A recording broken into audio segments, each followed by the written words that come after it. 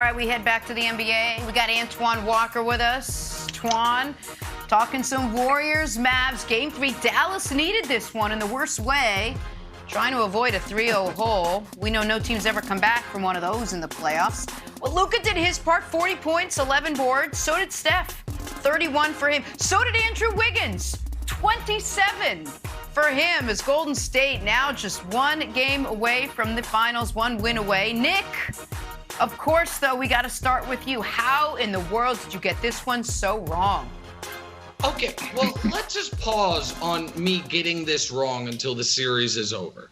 I did pick Mavs in 5. They're not going to win in 5, obviously. They're not going to win in 6. The series, however, is not over. And if we're taking, I'm just curious as a show, if the Warriors do end up winning, are we not going to do the Nick was wrong victory lap then because we're doing it now? I'm just like, is this the show we're doing it? Or are y'all trying to double down on it? A little Schadenfreude. We'll do it again. We'll do it twice. Here, okay, got it. So here's the thing, Antoine. I look at this series, and Game 2 was obviously the pivot point. The Mavs blew it, and that it's hard to recover from that type of loss, and they didn't recover from it yesterday. But I thought Poole would be mediocre. He's been mediocre.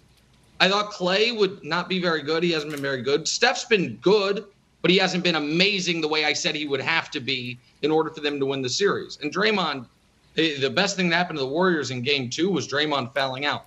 So why have the Warriors won all 3 games? It's 2 people.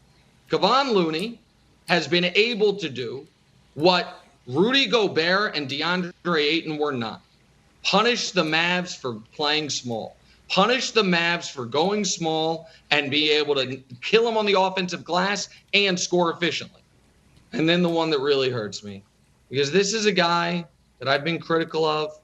This is a guy that when the Warriors traded for him, I said it was going to prevent them from ever making another NBA Finals because I thought the trade was so dumb, and now I look so dumb. Andrew Wiggins. Wiggins has been excellent. He's been efficient on offense. He's been a bulldog on defense. That dunk on Luka's head even, is just an added bonus. But Kevon Looney and Andrew Wiggins averaging a combined 35, 17, and 7 on 60-some% shooting. The Mavs have had no answer for it. They didn't anticipate it. I didn't anticipate it. So that's what I think I got most wrong, was that those 2 guys would dominate their roles the way they have, and that's why the Warriors are up 3-0. Well, Nick, I didn't think that this series will be looking at a possible sweep or even a gentleman's sweep. I thought the Mavs could possibly take them 6. Out of respect for your guy, Luka, and what he's able to do on the offensive end and carry a team. And he's been great offensively. You got 2 40-point games. You wouldn't think you'll be down in the series 0-3.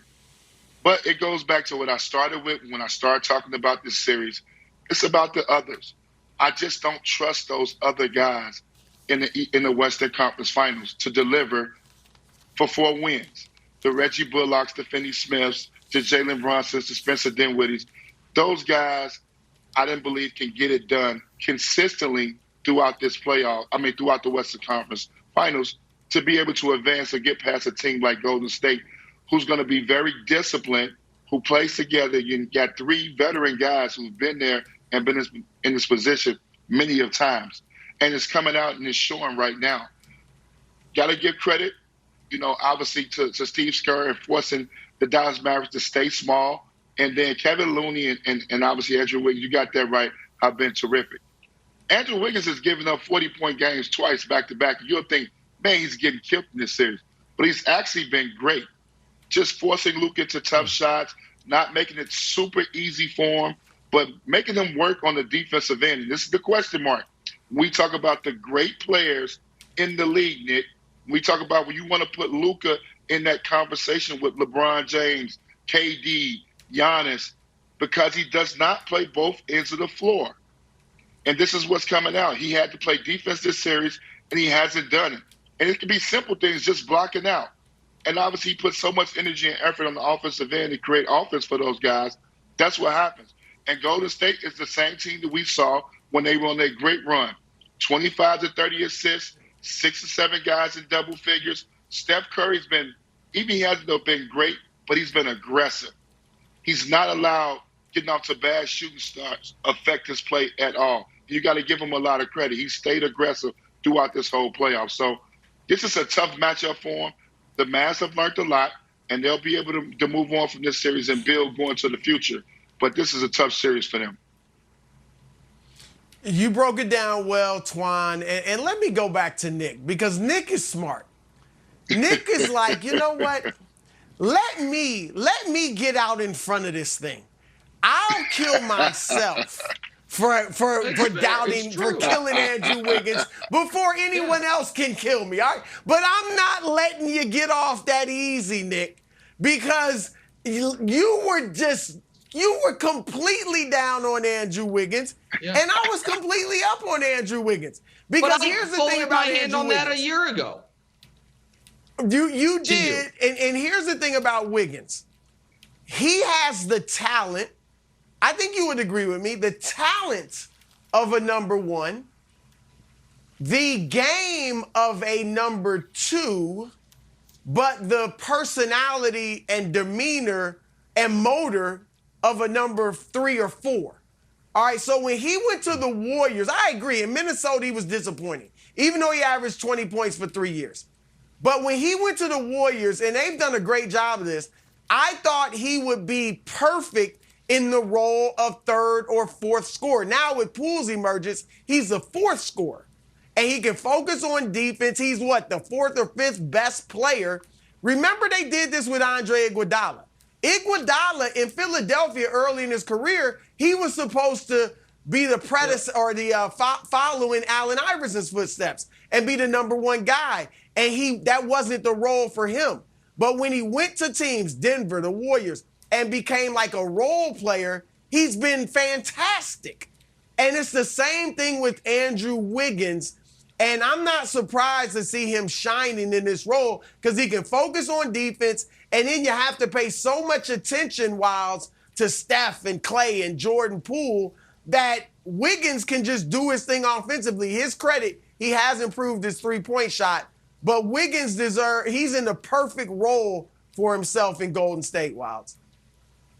That's a great take. The Iguodala take I never thought of, so that's perfect. The series is over. Everybody knows it except Nick Wright. Here's Luka's quote. I think after this season is done, I think we're going to look back and learn a lot of things. Uh-oh, we still got another game. Here's Jason Kidd. This is just the beginning of this journey. Okay, it's over. Yep. The Mavs know it's over, Nick. It's okay for you to say it's over. I didn't put the broom up this segment, but it's okay to say it's over. So let's move forward.